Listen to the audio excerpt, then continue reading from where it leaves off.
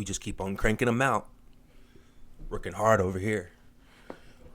Respect the hustle. Nuance Machine, episode 4.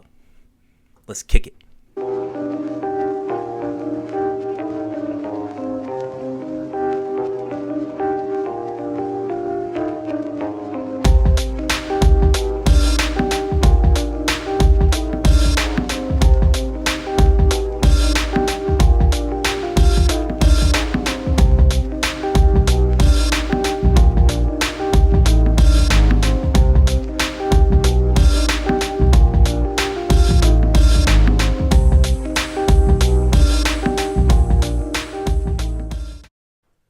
Today you're going to get to know me a little bit more, guys. I listen to all types of music, but my first love when it comes to music will always be hip-hop. So a little story for you. When I was 12 years old, there was this hip-hop shop down the street from my school, and my parents did not want me listening to unedited hip-hop. So I went there after school one day, had no idea what I was looking for. All I knew was what I heard on the radio, but I ended up walking out of there with Jay-Z, Life and Times of Sean Carter, Volume 2. And I fell in love with hip-hop music from that moment forward. From there, I started stealing CDs from my dad, would steal his Dr. Dre and Snoop Dogg CDs. He would get so mad at me. And by the time I was like 15, he finally stopped trying to keep that music away from me and let me borrow his CDs. I've been a hip hop head ever since. I listen to all kinds of hip hop too. Like I like the grimy stuff, like Griselda, Freddie Gibbs, Lloyd Banks, and I also love the street philosophers like Outkast, Black Thought, Lupe Fiasco. I love the storytellers, Cole and Kendrick. I like the mainstream, Lil Wayne, Drake. I also like some of the rippity rappers. I like Eminem. I like Joyner Lucas here and there. And I also like Logic. And speaking of Logic, that's who we're going to talk about today. So he has this thing going on with Joe Budden here. And we're really going to dive deep into this and unpack this a little bit because I got a lot to say about this. All right, guys. So here's the situation. So much to choose from here today. I'm going to do the menage a trois. Can I put something on top of that steak? I'll try the horseradish garlic crust. Did we get voodoo fries yet? I would like some voodoo fries. What about the mac and cheese? Did we get mac and cheese yet? Let's get the lobster mac and cheese as well. Literally ordering everything. All right, I'm good. My heart hurts every time you order. Mine too. Logic has a huge catalog, 8 studio albums and 8 mixtapes. He has a lot of songs that are absolute garbage, but he does have some bangers too. So he has some songs that I play on repeat. So it's a mixed bag, and it usually is gonna be with an artist that has that much material out. So just the other day, Logic dropped his rendition of "It Was a Good Day" by Ice Cube, and it wasn't good. I didn't like it, and neither did Joe Budden. But of course, Joe Budden is the loudest Logic hater, so it wasn't just enough for him to say that he didn't like it. He had to go on a complete tirade about it, and we're really going to unpack this here because it gets deep. Great. Now, Logic. I hate to continue to make a career at your expense. I don't hate it, actually. I'm glad that I have a little list to you that I get to... That's horrible to say. One day I'm going to grow up. Well, look, at least he knows he needs to grow up. That's a start, I guess. But look, before he really starts going in on this, just consider that this man's 42 years old, and this is what he makes a career doing. This is what he does to make his living. Logic, I beg of you, I'm pleading with you, please join me in retirement. Never step near a recording device again. Throw your phone in the ocean. Be allergic to microphones. Promise your fans nothing. Don't go to the studio ever again. Joe is expressing how much he does not like Logic's music, and that's fine, but he goes from saying how much he doesn't like it to roasting him to just straight up being a bully. And I just think he takes it too far, in my opinion. You are the worst, yo. You are really, really bad. Grown man bullies are really sad. First, you have the bright idea of doing an Ice Cube flip. No. I don't know, but today seems kind of odd. No bucket. Let me stop yelling before people think I'm angry. No smalls. Hey. Mama cooked a breakfast. Hey, with no finger snap, snap, snap it up. And it caught a triple double. Freaking niggas every way. Whoa, hold on.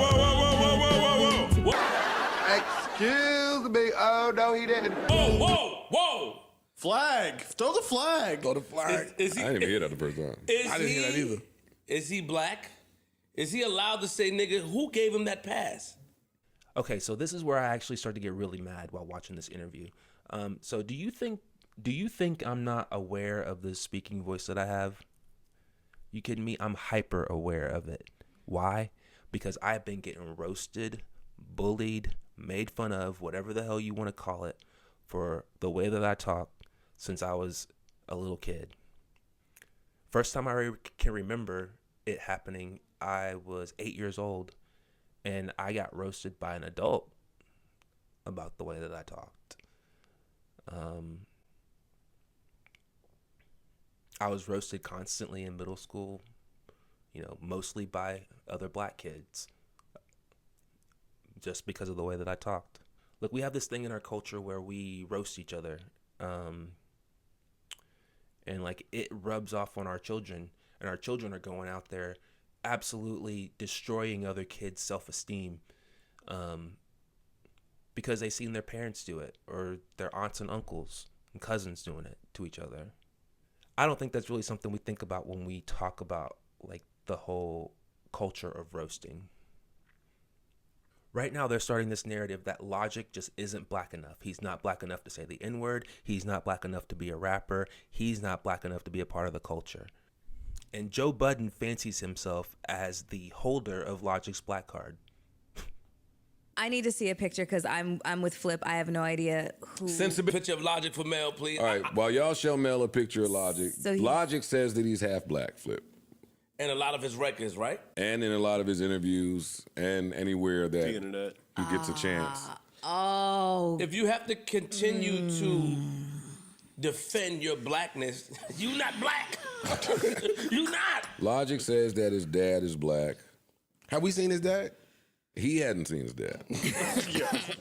They just told him. He has no Duke is idea. black. Yeah, he just saw a couple pictures, heard at the family reunion. You know your dad black, right?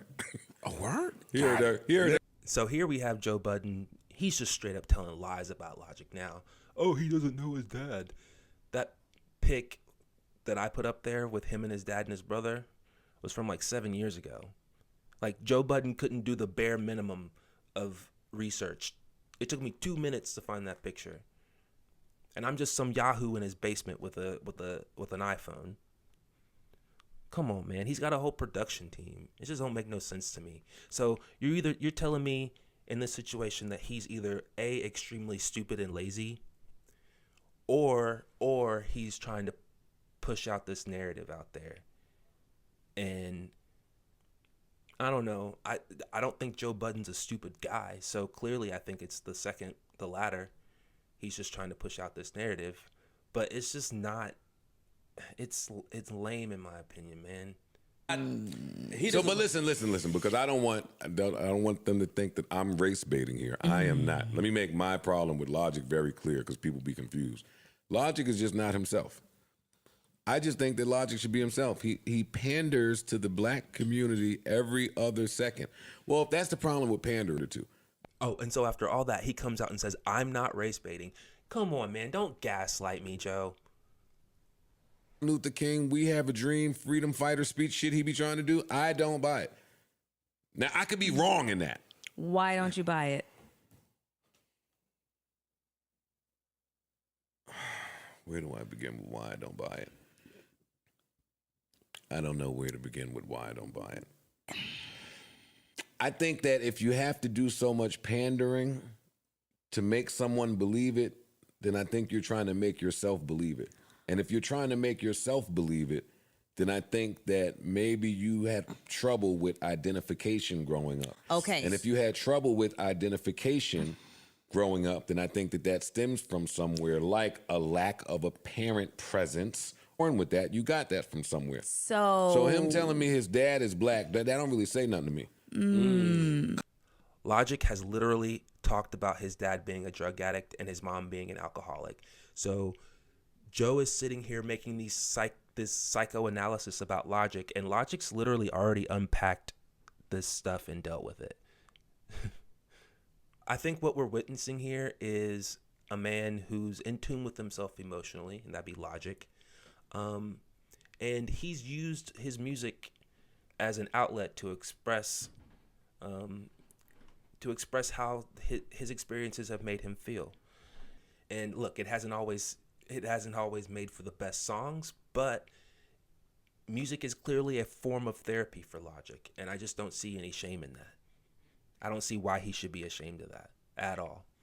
What we're also witnessing is another man, Joe Budden, who is not emotionally in tune with himself, and he just can't figure out why anyone would want to listen to another man self-reflect and unpack his baggage and try and figure out his own thing emotionally through music and through rap lyrics. It doesn't compute to Joe that someone would do that.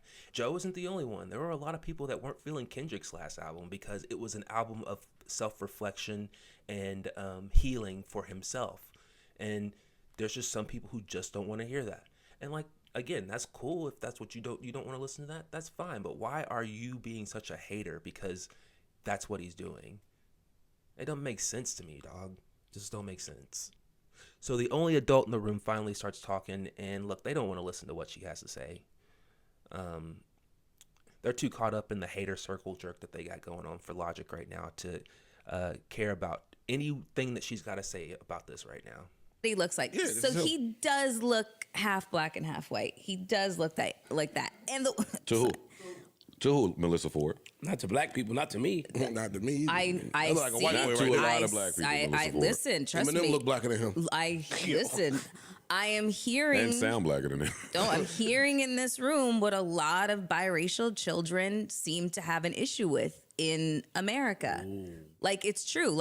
Every time I encounter, Who cares what day is the biracial struggle? I don't know. I'm saying what my observations have been. My observations have been that biracial children always feel like they're forced to choose a side, but that they're not white enough to be considered white. They're not black enough to be considered black. So they're kind of in this just constant state of purgatory and he white enough for to tell me where he looks black and white. He looks half black and half white to me. You should know what that's like. I'm just telling you how I receive his message. Yeah. So yeah, my final thoughts on this are black folks. Why do we get so caught up in roasting each other? And why are we getting caught up in measuring other people's blackness? That don't make sense to me either.